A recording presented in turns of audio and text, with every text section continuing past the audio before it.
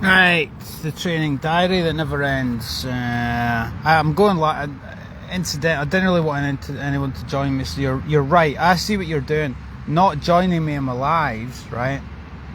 You're trying to help me because you know that I've said before I don't like when people join me live, because when people join me live, it kind of tends to put me off, and I get all a bit nervous because it's kind of like O'Brien, isn't it?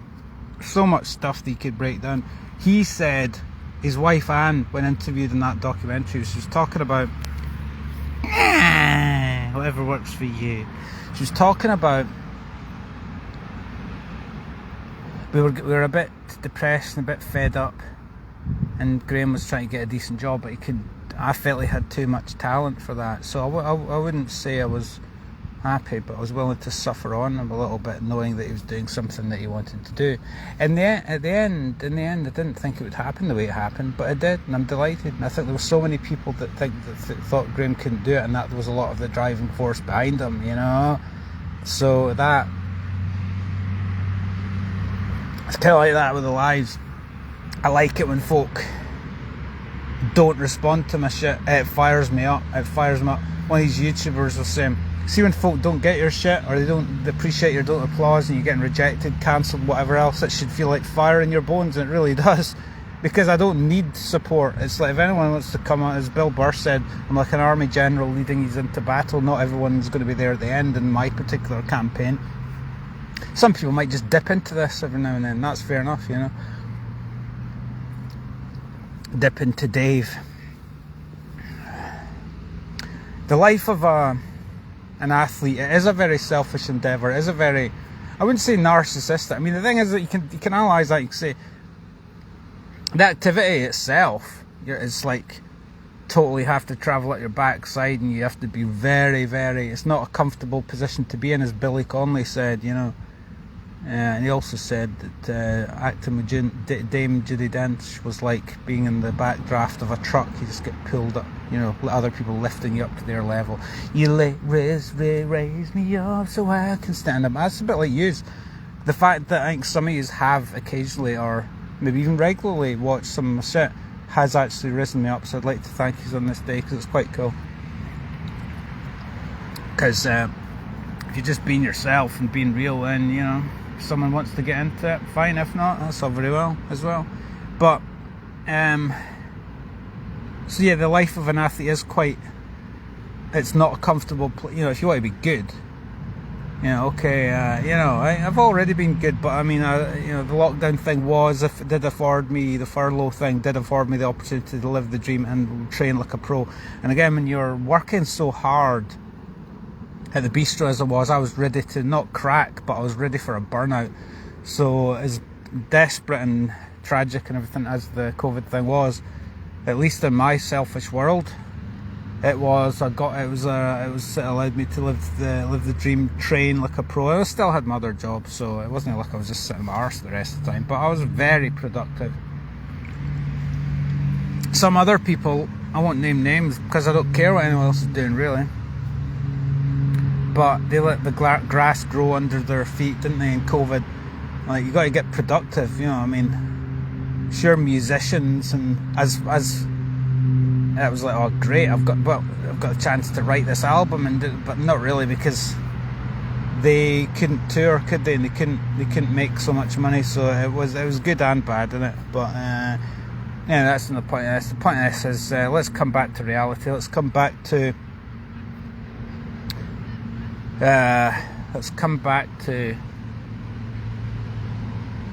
the context.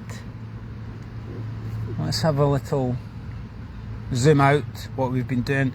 We had 5 really hard days, as I said before. Then we took time off. Then, see, I can formulate. I can't even put it into it. I take too long to explain it, but I could actually write this down, sit down and journal, or come up with I could write out the doing of it. You learn things, and I think I've been doing it for so long that this is why I'm feeling I'm going to be at my fittest ever. I kind of feel like I'm at my fittest ever, which is crazy at the age I'm at, but it's true. So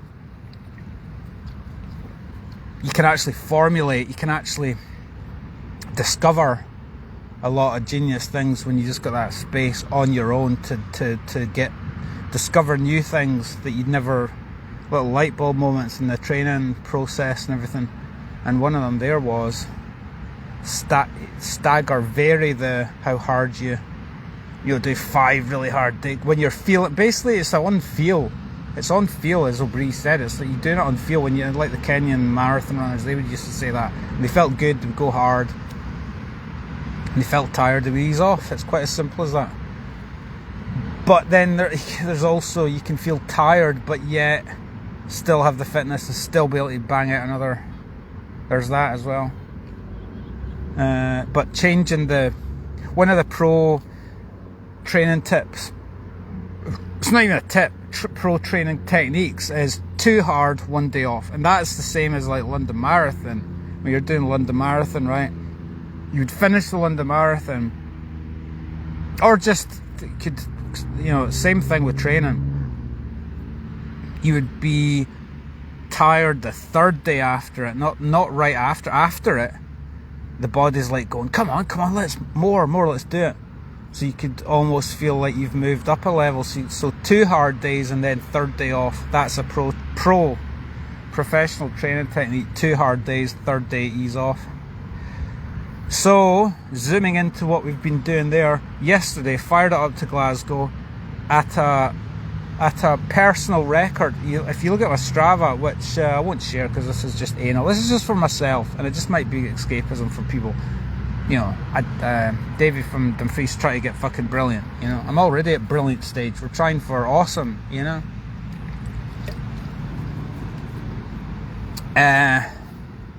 I think some of like that video I did the other day when I was doing all the rapping and blabbing and stuff like that. I think that speaks to the level of focus that I've got. I can just switch to that and I can feel it and I go, yeah.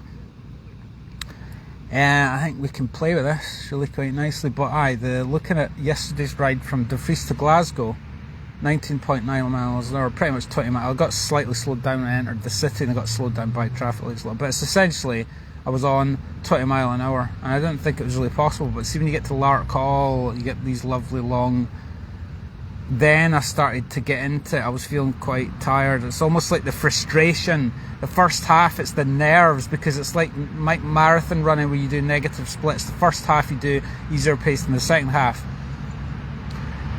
You ease your way into the thing. That's a pro technique with a pacing strategy. London marathon runners, that's what they do, negative splits. First half, okay, it's comfortable discomfort, but then the second half you ramp it up. And that's really the way I do these rides, So yesterday we got to the first half, you're sort of it's that irritable because that the champions, and the same with the tennis players, you see the same with them, you see them getting irritable and because they're waiting for the moment to strike when it counts, and that's what happened yesterday. It's like the mark of a champion is to rise up when it matters, and it was kind of like that because the irritation of the first half and was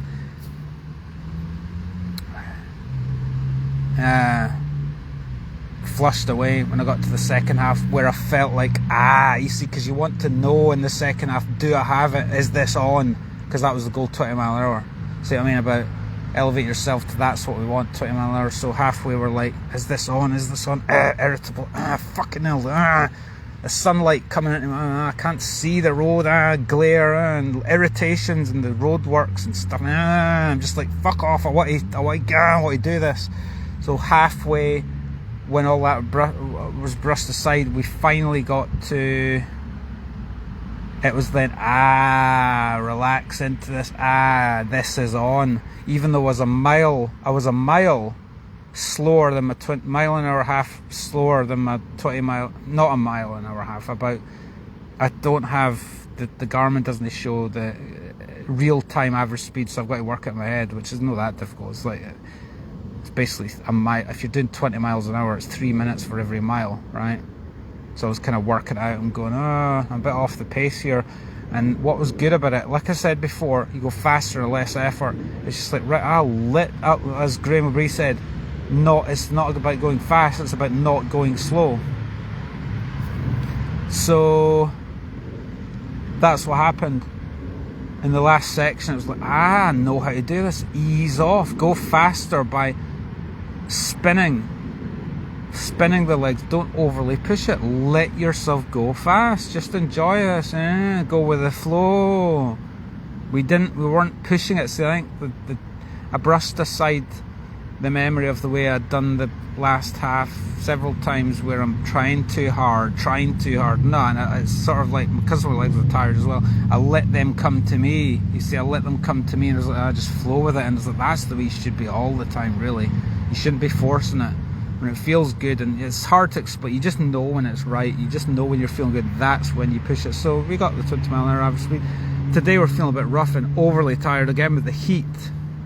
Very hot in it, and it's like, I don't really feel like getting up and doing it. But you see, when you get moving, you've got a bit of a sore head, a few sliders and stuff, and I think all the training has built up the exhaustion, all the accumulation of all the training and the dragging sips and the working during the day, and just on it when I was feeling it. And now I was just intuitively feeling like, no, I think I need to rest. Now.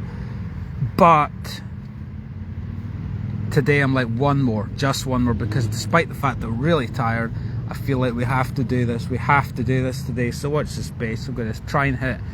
Last weekend we did 20.7 mile an hour going up and down 50 mile or whatever it was. We're going to do 40, so we're just going to go 20 mile up the road and 20 mile back. And again, I think we can do it on less effort. So again, reminding ourselves we're a scientist, looking down on it all, enjoying it, and not being a slave to the data, not looking down at the Garmin every 2 seconds. Oh, what's the pace? No, this is what I mean about the technology. We've got divorced from our own. You want to connect with how I'm feeling.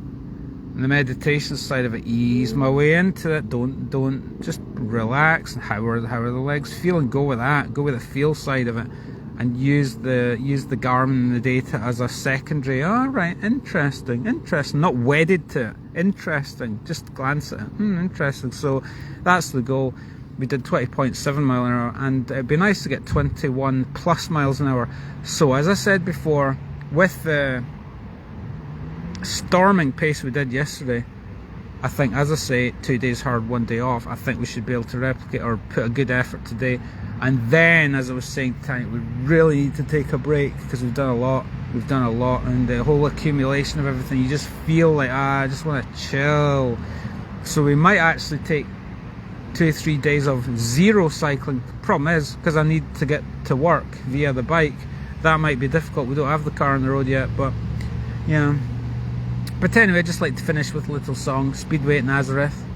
You know, it's talking about the ups and downs of the NASCAR season, retelling of the song The Bug, really, wasn't it? And there's a guy with his dog, I don't know what he'll sing. Nah, but it's basically, you know, after 2000 came 2001, to be the youth champions, we were there for to run. Springtime in Arizona till fall in Monterey, the raceways were the battlefields, we fought them all the way. You know, and etc, etc. I can't remember the words, but you know, the ups and downs, and the, you know, it's brilliant lyrics, and that's kind of, I relate to the lyrics in that song. It's like the ups and downs, and you know, despite the fact that, oh, this went every different round of the season, this didn't quite go right, and but at the Speedway in Nazareth, I made no mistake. That's what we're really looking for. We're looking to shine when it counts, which is at the National. So this is another thing to finish off. We've been doing a lot of road riding, which is it's basically in my bones, road riding. But I think we need to be getting out in the gravel. But I don't think that should be too much of a problem.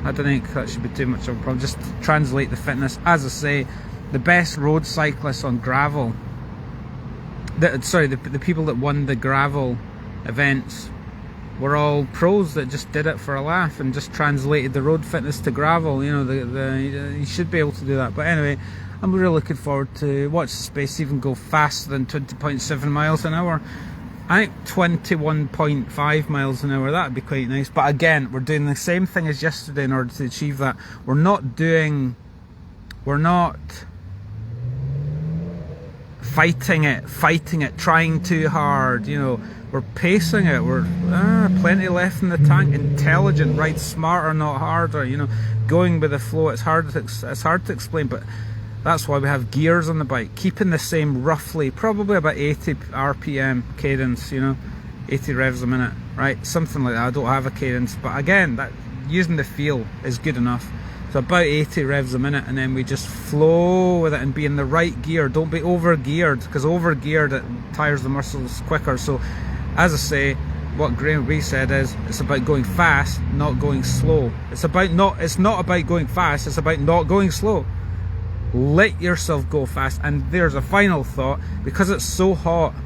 This is why I wanted to come out today, despite feeling exhausted and a sore head. I don't really think I want to do this, right? The hardest thing is leaving the house. We've left the house, we're doing this, we're in the fucking gear, like my gear. It's quite nice, right? Really quite nice. I think just one more. It's like the bank robber, and just one more job, you know. It's kind of like that. So because that's what I was saying. A lot of the records that you see on the track, you know, the records that they get, where they get world records and stuff right on the track, is because they choose to do them at a time where it's high humidity, high heat. And indeed, at the track championships, what they do is they crank up the thermostat so they get high humidity, high heat. That's how they get fast times, you see.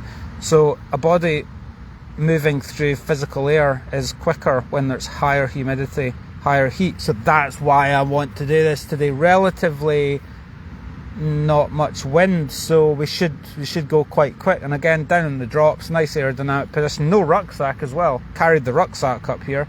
No rucksack, just got the gear, so we can ride like we're in a race and try and enjoy it. And again, the endorphins in the Dragon Suit will release the endorphins, and it probably ease my headache and ease my kind of rough feeling and tired feeling. You know, it's kind of like drug addicts, isn't it? You feel shit, what do? Take more drugs. That's what it's like. Just keep going at one, but then we really have to chill out, and we'll just be doing a little mini break from this block that we've done. We'll take 2-3 days just walking around the forest, chilling out, and just again putting on the gear and everything that gets you into the whole spirit of it, and that buzzes you up. And I should enjoy just enjoy the fucking show. Enjoy what I'm seeing. It's not about me, you know, even though it is about me because I'm Highway Star, right?